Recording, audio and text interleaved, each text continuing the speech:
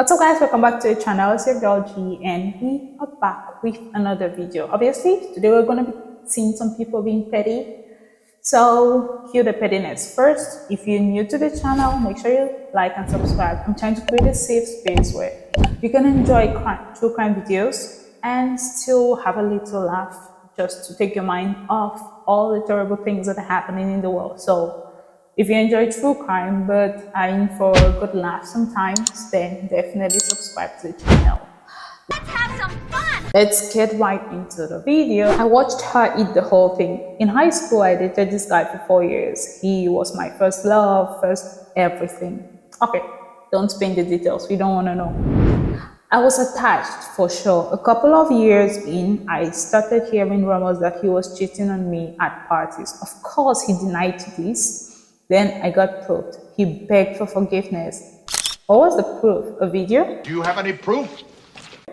He begged for forgiveness, and like an idiot, I took him back. I was never angry at the girls, only him, because they did not know me or maybe even know of me.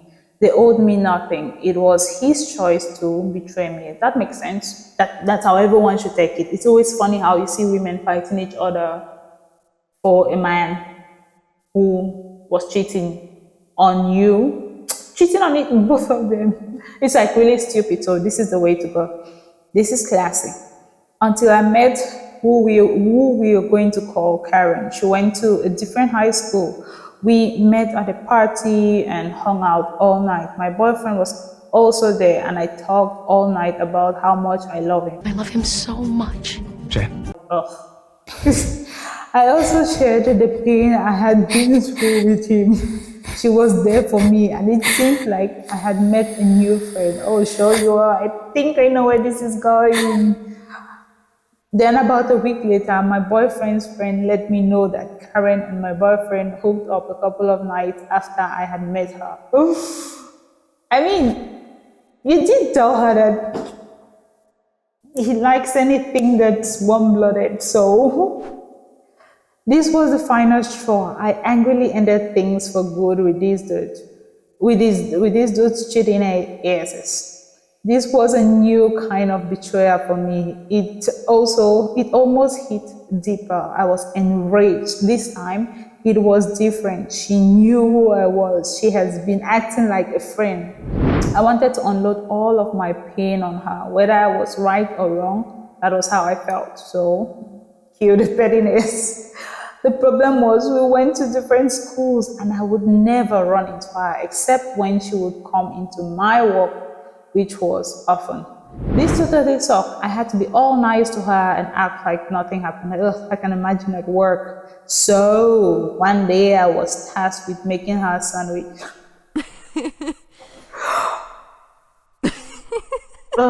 Did she, like, my thought is, did she know that you knew what she had done? Because I don't trust people. I literally don't trust eating food outside, but like I would definitely not eat something my enemy has made. But let's see what the sandwich was made of. This is when I decided I would have a little silent, petty revenge. First off, the floors in this restaurant were filthy, so I smeared each slice of the turkey all over them. Then I added a few moldy sliced tomatoes that were meant to be thrown away. I then delivered this sandwich to her and exchanged the same fake smiles we had been giving each other for weeks. I went back behind the counter and watched her eat every bite. I was satisfied and the anger was gone. I mean, she didn't put her bodily fluids into it, so it's not that bad. That's not bad. Not bad. Not bad. Not bad. Some restaurants already serves moldy food and trashy food, so yeah, but I can imagine like the good feeling of revenge and letting all of that just walk away as you watch the person eat what you made. That was a good one, actually. The top comment says dysentery, the wet gift. Absolutely. I gave inside info to an interview candidate. Okay, this hits home because today I just got and unfortunately for a job I applied for. And I quite frankly feel like giving inside information to anyone who is applying for that same role. Okay, I interviewed for a job. I did not get selected for the next round. I know the feeling. I was a bit bitter about it. Me too. The feedback was that they wanted someone with more experience in X. I didn't have that much experience in X, so that seemed fair. I found out today that the two people in the final round of interviews, only Larissa has more experience in X than I do. The other candidate, Bart, has zero experience in X, but is a preferred candidate because they have a VP sponsoring him. Oh, that makes sense. Okay. F that noise. Now, I reached out to Larissa and asked her for coffee. I have a question.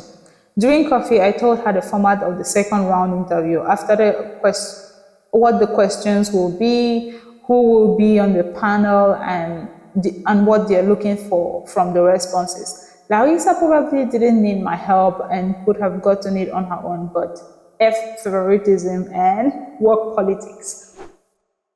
How did you know who was in the final round? Like when you're applying for a job, how do you know? Did they say everyone in the email and be like, these are the shortlisted candidates? But that was a smart one to give everyone the tip. To give her the tip, that was a really good one. Like, you feel better. Entitled Parker parked in my driveway, so I blocked them in and got drunk all weekend. Friday night, I came home from work to find someone on our block was having a large party, and someone decided they were entitled to park in my driveway. Keep in mind, my driveway is a single car width line with a retained wall on both sides and a garage at the end. Essentially impossible for a tow truck to come pull them out without property damage. Who's going to pay for that? No one's doing that. Seeing these and the lack of street parking, I took this as a cue to park right behind them in my driveway. How's that conversation going to go? Because you're in your driveway and you cannot just be sleeping and someone's like, knock, knock, excuse me. Excuse me? Can you please drive your car out of your driveway so I can take my car that I parked in your driveway? So they cannot do that. Let's see what they did. Now a few hours go by and the entitled parker is now knocking on my door. Oh, they did. I expected they wouldn't. Knocking at my door, demanding I move my car so she can leave. Seeing as they were demanding, I informed them that I had been drinking and would not move my car. Obviously, we're not supposed to drink and drive. Like, I could knock people down. That's a good excuse, you know. The entitled parker then decides to call the police to get them to force me to move. Excuse you. When the police knocked on my door, I was sure to grab a beer from the fridge before I answered to talk to the officer. That's a good one. It's like, hello, officer.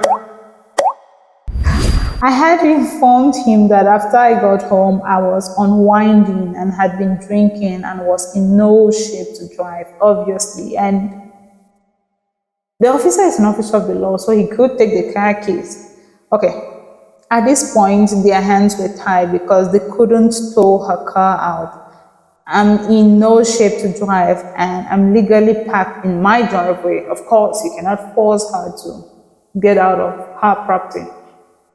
But I'm thinking, as a police officer, he's not going to steal her stuff. So he should have taken the key and been like, all right, I'm going to move the car just to make people calm down. That's what should have happened, right? Is it okay? Right? Is that right? Is it okay for a police officer to do that? I ended up telling the entitled parker that since it is a long weekend, I would be on a weekend long bender and they could come move their car after I go to work on Tuesday. That's just solid. Like, they probably won't park anywhere next time. The whole weekend is absolutely destroyed because they came back from work. That means that's a Friday night, Saturday, Sunday. You literally don't have a car. I can imagine the inconvenience, but that's like a lesson well learned. The top comment saying, absolutely effing entitled audacity to park in someone else's driveway without permission. I would have taken Uber to work on Tuesday just for an extra FU. That's actually good, you know? Take Uber for the next few days. Like, I'm sorry, I'm not in the right space of mind to drive, so I don't want to endanger people, and I'm going to take Uber to work for this week. It's going to be expensive, but probably money well spent when people choose to make their driveway their own. That's it for today, guys. See you in the next video. Goodbye.